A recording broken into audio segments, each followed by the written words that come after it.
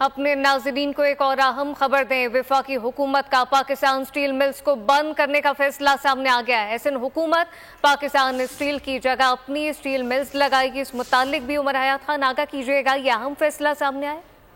جی بالکل، یہی فیصلہ سینٹ کی قائمہ کمیٹی جو صنعت و پیداوار ہے اس میں سیکرٹری صنعت و پیداوار نے یہ کہا ہے کہ وفاقی حکومت جو ہے وہ سٹیل مل بند کر رہی ہے اور سندھ حکومت پاکستان سٹیل ملز کی جگہ اپنی سٹیل ملز لگائے گی، اور وزارت صنعت و پیداوار نے 700 ایکڑ سندھ حکومت کو سٹیل ملز کے لیے دینے کی پیشکش کی ہے۔ اور سیکرٹری صنعت و پیداوار نے کہا کہ گزشتہ سال پتہ چلا کہ اس کا کوئی خریدار موجود نہیں ہے اور 700 ایکڑ کے علاوہ زمین صنعتی مقاصد کے لیے جو ہے وہ استعمال کی جائے گی، اور پاکستان سٹیل ملز ملازمین کا سالانہ تنخواہوں کا جو حجم ہے وہ 3.1 ارب روپے ہے، یہ بتانا تھا چیف فائنینشیل آفیسر کا۔ اور گزشتہ 10 برسوں میں سٹیل مل ملازمین کو تنخواہوں کی مد میں 32 ارب روپے جو ہے وہ ادا کیے گئے ہیں، اور 7 ارب روپے کی گیس 10 برسوں میں استعمال ہو چکی ہے۔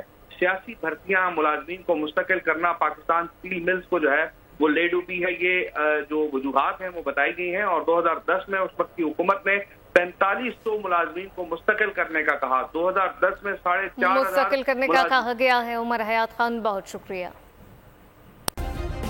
سبسکرائب کریں اور بیل دبائیں تاکہ کوئی خبر رہ نہ جائے۔